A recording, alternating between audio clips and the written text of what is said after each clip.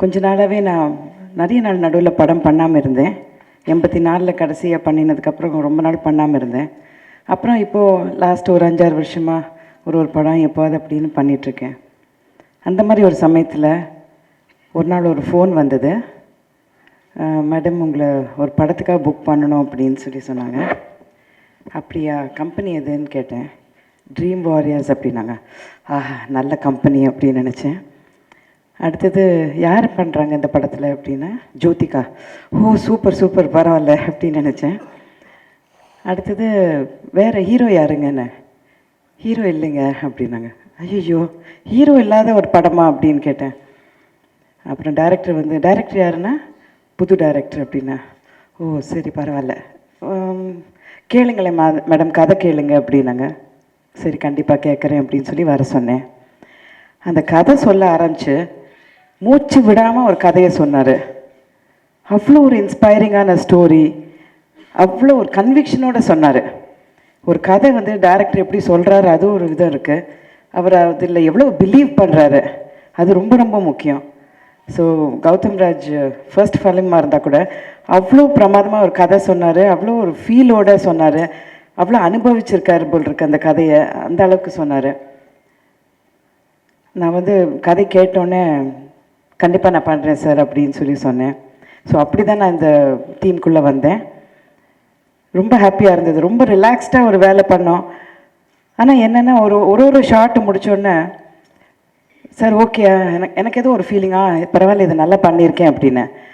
Director super madam, நல்லா பண்ணியிருக்கீங்க, very nice, கொஞ்சம் இன்னொன்று ட்ரை பண்ணலாமா அப்படிம்பாரு.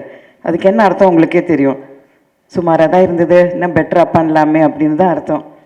பட் என்னவோ தெரியல, ரொம்ப அதே டப்பிங் கூட அவ்வளோ டைம் எடுத்துட்டாரு. பர்ஃபெக்டாக பண்ண மாதிரி இருக்கும். பண்ணும்போது very nice madam, super madam, இன்னும் கொஞ்சம் இந்த இதில் கொஞ்சம் இப்படி கொஞ்சம் இழுத்துக்கோங்க, இங்கே இப்படி பண்ணுங்க அப்படின்னு சொல்லி நான் நினச்சேன் அதான் ஃபுல் படமாக இருந்தால் எந்த அளவுக்கு அவஸ்தைப்பட்டிருப்பேன், ஒரு மாதம் பூரா டப்பிங் பண்ணியிருப்பேன் போல் இருக்கு அப்படின்னு.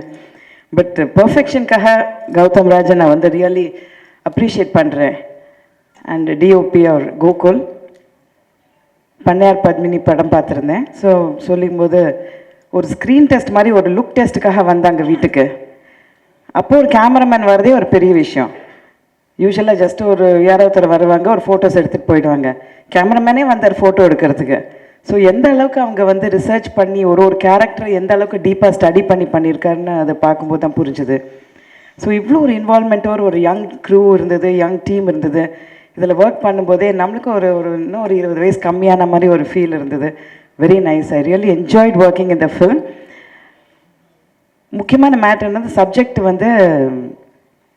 முனிசிபல் ஸ்கூலில், கவர்மெண்ட் ஸ்கூல்லலாம் பாடம் சொல்லி கொடுக்குறது. அதை பற்றி எல்லாருக்குமே ஒரு ஃபேவரட்டான டீச்சர் இருப்பாங்க. பெரும்பாலும் ஆல்மோஸ்ட் எவ்ரிபடிக்கு ஒரு ஃபேவரட்டான டீச்சர் இருப்பாங்க. அவங்கள இன்ஸ்பயர் பண்ண டீச்சராக இருப்பாங்க.